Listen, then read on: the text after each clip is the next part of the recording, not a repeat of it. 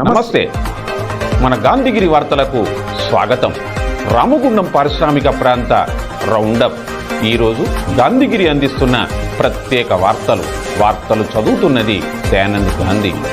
నాలాలు ఆక్రమించి నిర్మాణాలు చేస్తే ఊరుకునేది లేదని రామగుండం నగర మేయర్ మహంకాళి స్వామి హెచ్చరించారు. వార్డు సందర్శనలో భాగంగా ఈరోజు 3వ డివిజన్లోని ప్రశాంతనగర్, వినాయక నగర్లలో స్థానిక కార్పొరేటర్ వడ్లు రవితో కలిసి పర్యటించారు. ఈ సందర్భంగా శానిటేషన్ స్పెషల్ డ్రైవ్ చేపట్టి డివిజన్లోని కాలువల్లో పూడిక తొలగింపు, రోడ్డుకు అడ్డంగా ఉన్న చెట్టు కొమ్మలను తొలగింపు, పిచ్చి చెట్లు పొదల తొలగింపు పనులను చేపట్టారు. పనుల పర్యవేక్షణ అనంతరం ఆయన మాట్లాడారు. కాలువల్లో పూడిక తొలగింపు పనులకు వాటిపై చేపట్టిన అక్రమ నిర్మాణాలు అడ్డుగా ఉన్నాయని అన్నారు. అక్రమ నిర్మాణాలతో నీళ్లు సాఫీగా ప్రవహించకుండా ఆటంకం కలిగిస్తుండటంతో ఇళ్లలోకి వరద వస్తున్నదన్నారు. కాబట్టి ప్రజలు నగరపాలక సంస్థకు సహకరించి కాలువలపై చేసిన అక్రమ నిర్మాణాలు స్వచ్ఛంగా తొలగించుకోవాలని మేయర్ కోరారు. ఈ కార్యక్రమంలో నగరపాలక సంస్థ అసిస్టెంట్ కమిషనర్ సంపత్ కుమార్, ఏఈలు తేజస్విని, మనోజ్, శానిటరీ ఇన్స్పెక్టర్లు Nagabhushanam, junior assistant Chandrareddy, environment engineer Madhukar తదితరులు ఉన్నారు.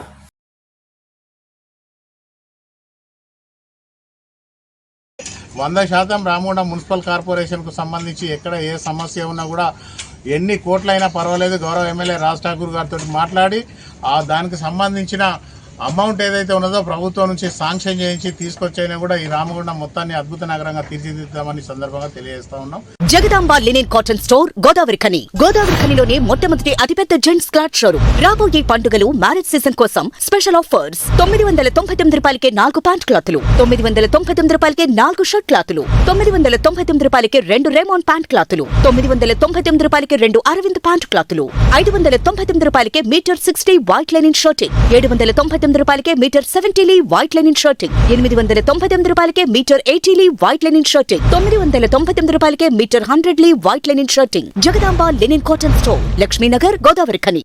సింగరేణి మారుపేర్లు మరియు విజిలెన్స్ పెండింగ్ కేసుల సమస్యలను తక్షణం పరిష్కరించాలని డిమాండ్ చేస్తూ 11 ఏరియాల కోల్బెల్ట్ ప్రాంతానికి చెందిన మారుపేర్ల బాధితులు ఈరోజు ఆర్జీవన్ జీఎం కార్యాలయం ఎదుట నిరసన దీక్షను ప్రారంభించారు. మొదటి రోజు దీక్ష సందర్భంగా వివిధ కార్మిక ప్రజా సంఘాల నాయకులు హాజరై బాధితులకు తమ సంఘీభావాన్ని తెలిపారు. దీక్ష ప్రారంభించడానికి ముందు బాధితులు భారత రాజ్యాంగ నిర్మాత డాక్టర్ బిఆర్ అంబేద్కర్ విగ్రహానికి పూల మాలలు వేసి ఘనంగా నివాళులు అర్పించారు. అనంతరం దీక్షా శిబిరంలో కూర్చొని తమ ఆందోళనను ప్రారంభించారు. ఈ సందర్భంగా బాధితులు మాట్లాడారు. ఈ దీక్షలో లక్కా శ్రావణ్ గౌడ్, పార్లపల్లి హరీష్ యాదవ్, ఉస్మాన్, మొత్కూరి రవికుమార్, ఆవుల రవి తదితర మారుపేర్ల బాధితులు కుటుంబ సభ్యులు పెద్ద సంఖ్యలో హాజరయ్యారు. ఈరోజు ప్రతి ఒక్క కోల్బెల్ట్ ప్రాంతం నుంచి ఏదైతే మా తండ్రులు 30 సంవత్సరాలు వాళ్ళ ఒక గోస తీసుకొని వాళ్ళ యొక్క వారసులమైన మేము ఈరోజు మాకు ఉద్యోగం కావాలని చెప్పేసి మేము అడిగినప్పటి నుండి కూడా మమ్మల్ని బిజినెస్ విభాగంలోకి పంపించి మమ్మల్ని గత 4-5 సంవత్సరాల నుంచి కూడా ముప్పు తిప్పలు పెడుతూ మా జీవితాలతో చెలగాటం ఆడుతున్నారు ఈ యొక్క సింగరేణి యాజమాన్యం. ఇదే సింగరేణి యాజమాన్యానికి మాకు సంబంధించినటువంటి గుర్తింపు సంఘం అయినప్పటికీ వాళ్ళైనా కానీ, ప్రాతినిధ్య సంఘం వాళ్ళైనప్పటికీ కానీ, లేకపోతే ఇదే ప్రజాప్రతినిధులు కాంగ్రెస్ ప్రభుత్వం వాళ్ళు చేస్తానని ఆ రోజు ఏదైతే మన రేవంత్ రెడ్డి గారు భూపాలపల్లి సభలో వాళ్ళు కూడా హామీ ఇచ్చినప్పటికీ డిప్యూటీ సీఎం గారు మొన్నటికి మొన్న శ్రీరాంపూర్కి వచ్చినప్పుడు మార్పేర్ల సమస్యపై మేము కమిటీ వేస్తాము, ఖచ్చితంగా దీనికి మానవ కోణంలో వీళ్లకు ఉద్యోగాలు ఇస్తాం. ఎందుకనంటే ఈరోజు వాళ్ళ తండ్రులు 30 సంవత్సరాల కింద వాళ్ళు పని చేయకపోతే ఈరోజు ఈ సంస్థనే లేదు అని చెప్పేసి వాళ్ళకు అర్థమై వాళ్ళే ఆ భాషలో వాళ్ళు చెప్పినప్పటికీ కూడా మరి ఈరోజు శ్రీరాంపూర్కి ఈరోజు మన డిప్యూటీ సీఎం మన ఎవరైతే బట్టి విక్రమార్క గారు 2 నెలలు అయిపోతున్న సమయం కూడా అయిపోతుంది. మరి అయినా కూడా మా యొక్క మారుపేర్ల సమస్యకు ఎలాంటి పరిష్కారం లేరు. ఇప్పటికీ ఇటు విషయం పట్ల ఇప్పటికీ 2 వ్యక్తులు చనిపోవడం జరిగింది. శ్రీధర్ అని చెప్పేసి మంత్రి నియోజకవర్గం ఏదైతే శ్రీధర్ బాబు గారు ఐటీ నియోజకవర్గంలోనే అక్కడ శ్రీధర్ అని చెప్పేసి బేకరీ నడుపుకునే వ్యక్తి అక్కడ చనిపోవడం జరిగింది. దాని తర్వాత మొన్నటికి మొన్న మణుగూరులో సక్రు వాళ్ళ నాన్న ఇదే విషయం పట్ల ఈ జేఎం ఆఫీస్ చుట్టూ తిరిగి ఉద్యోగాలు ఎప్పుడు ఇస్తారు అని చెప్పేసి వాళ్ళ ఒక గోడును జీఎం గారికి కానీ లేకపోతే దానికి సంబంధించిన డైరెక్టర్లకు కానీ ఆ యొక్క ఏదైతే విజిలెన్స్ విభాగంలో ఉన్నటువంటి విజిలెన్స్ ఆఫీసర్లను కలుస్తున్నప్పటికీ ఇప్పుడు ఇస్తాం అప్పుడు ఇస్తాం అని చెప్పేసి వాళ్ళ ఒక చెప్పులు అరిగేదాకా కూడా వాళ్ళను నడిపించి వాళ్ళను మానసికంగా వాళ్ళను అనేక రకాలుగా అనారోగ్యాలకు గురి అయ్యే విధంగా చేసి ఈరోజు అక్కడ సక్రు వాళ్ళ నాన్న కూడా మనుగురులో చనిపోవడం జరిగింది. ఇప్పటికి 2 ప్రాణాలు పోయినప్పటికీ అయినా కూడా కాంగ్రెస్ ప్రభుత్వం ఇచ్చినటువంటి హామీ వాళ్ళు మర్చిపోవడం జరుగుతుంది. ఇదే సింగరేణి యాజమాన్యాన్ని దృష్టిలో స్ట్రక్చర్ మీటింగ్ ద్వారా గుర్తింపు సంఘం వాళ్ళు పెట్టినప్పటికీ వాళ్ళు కూడా ప్రభుత్వంపై నెట్టడం సరికాదు. ఎందుకనంటే మా తండ్రులు పనిచేసింది మీ దగ్గర, మరి మీరే మాకు పరిష్కారం చూపాలా కానీ మీరు ఇంకొకరి ప్రభుత్వం అని చెప్పేసి చెప్పడం సరికాదు. తెలంగాణ రాష్ట్ర సాధన కోసం ప్రాణాలను తెగించి పోరాడిన ఉద్యమకారులను ప్రభుత్వం విస్మరించడం బాధాకరమని తెలంగాణ ఉద్యమకారుల సమితి రాష్ట్ర అధ్యక్షుడు తోడేటి శంకర్ గౌడ్ అన్నారు. రాష్ట్ర ప్రభుత్వం ఉద్యమకారులకు ఎన్నికల సమయంలో రాష్ట్ర ఆవిర్భావం తర్వాత ఇచ్చిన హామీలను ఇకపై జాప్యం లేకుండా వెంటనే అమలు చేయాలని ఆయన ప్రభుత్వాన్ని డిమాండ్ చేశారు. ఉద్యమకారుల సమస్యల పరిష్కారంలో ప్రభుత్వం నిర్లక్ష్య వైఖరిని వీడి వారికి న్యాయం చేయాలని స్పష్టం చేశారు. గోదావరిఖనిలో తెలంగాణ ఉద్యమకారుల సమితి కార్యాలయంలో నిర్వహించిన తెలంగాణ ఉద్యమకారుల సమితి గోదావరిఖని ఆఫీసులో రాష్ట్ర మహిళా కమిటీ, జిల్లా మహిళా కమిటీని ఎన్నుకోవడం జరిగింది. రాష్ట్ర అధ్యక్షురాలుగా అనుముల కళావతి, రాష్ట్ర కార్యదర్శిగా తోడేటి స్వరూప, రాష్ట్ర ఉపాధ్యక్షురాలుగా కోడిపుంజుల జ్యోతి, రాష్ట్ర ఉపాధ్యక్షురాలుగా గంగారు శాంతలక్ష్మిని ఎన్నుకున్నారు. మేకల సరోజన జిల్లా ఉపాధ్యక్షురాలుగా, పున్నం మంజుల జిల్లా కార్యదర్శిగా సమావేశం ఎన్నుకుంది. కుల చేతి వృత్తులను ప్రోత్సహించి వారిని ఆర్థికంగా బలోపేతం చేయడమే కాంగ్రెస్ పార్టీ లక్ష్యమని రామగుండం నగర మేయర్ మహంకాళి స్వామి అన్నారు. గోదావరిఖనిలో చేనేత దినోత్సవం సందర్భంగా ఆయన ముఖ్య అతిథిగా హాజరై మాట్లాడారు. కొండా లక్ష్మణ్ బాపూజీ విగ్రహానికి పూలమాల వేసి పలువురిని సత్కరించారు. పద్మశాల కుల వృత్తి చేనేతను ప్రోత్సహించేందుకు ముఖ్యమంత్రి రేవంత్ రెడ్డి చేనేత కార్పొరేషన్ను ఏర్పాటు చేసి కమిషన్ నిర్వహించినట్టుగా ఆయన సంతోషం వ్యక్తం చేశారు. తెలంగాణ ఏర్పాటుతో ముఖ్య భూమిక పోషించిన కొండ లక్ష్మణ్ బాపూజీ పద్మశాలులకు చేసిన కృషి ఆయన అభినందించారు. ప్రత్యేక రాష్ట్రంతో పాటు పద్మశాలుల అభ్యున్నతికి ఆయన చేసిన సేవలు చిరస్మరణీయమన్నారు. రామగుండం కార్పొరేషన్ పరిధిలో పద్మశాలుల అభివృద్ధికి కృషి చేస్తామని మహంకాళి స్వామి హామీ ఇచ్చారు.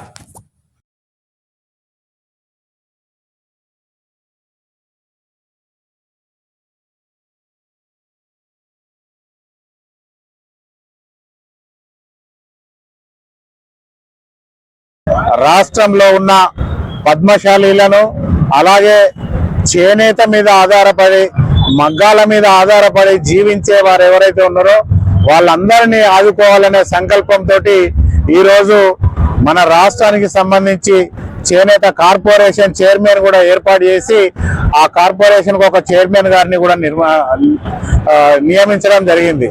దానిలో భాగంగానే అలాగే ఈరోజు కీర్తిశేషులు కొండా లక్ష్మణ్ బాపూజీ వారి విగ్రహానికి పూలమాలలు వేసి ఈ కార్యక్రమాన్ని ప్రారంభించడం జరుగుతూ ఉన్నది.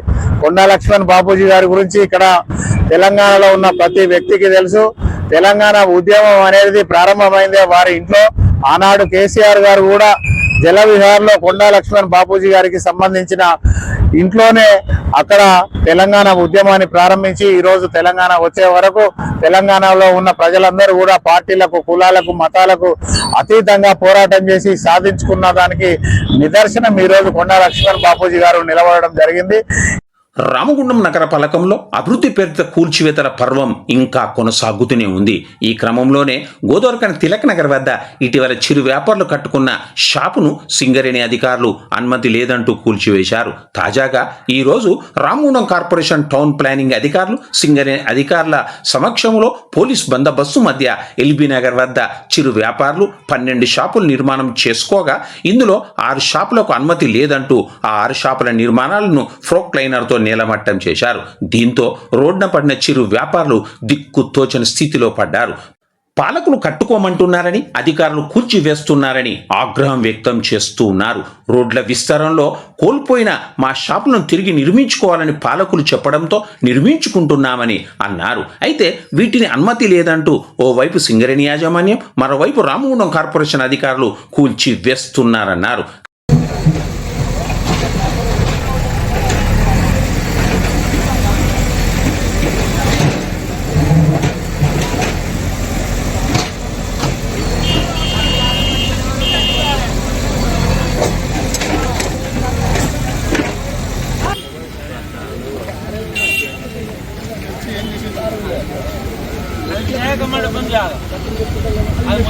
వినాయక మండపం జాబ్ మధ్యలో గ్యాప్ అక్కడి నుంచి వెళ్తున్నారు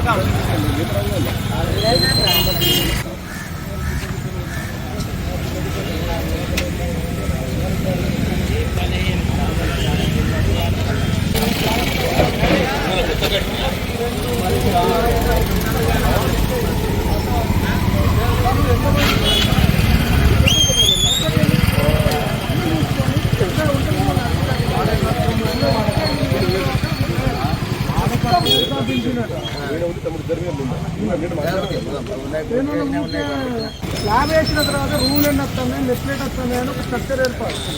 ఇప్పుడు ఏం చేస్తారు ఇది వినాయక మండపం కదా, ఇగో ఈ పిల్లర్ 1 2 3 4 5 ఇప్పుడు ఇక్కడ 2 పిల్లర్లు 2 పిల్లర్లు మెట్లు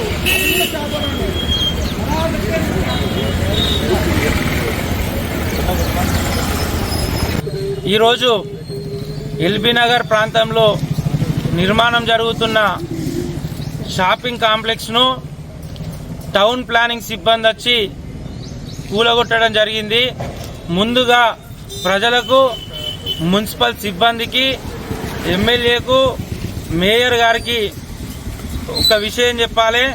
ఫస్ట్ ఈ డివిజన్ నా పరిధిలోకి రాదు, అటు డివిజన్ నాది, ఇది 11వ డివిజన్ పరిధిలోకి వస్తుంది. కానీ దుకాన్లు కోల్పోయిన వాళ్ళందరూ 41వ డివిజన్కు సంబంధించినటువంటి ఓటర్లు.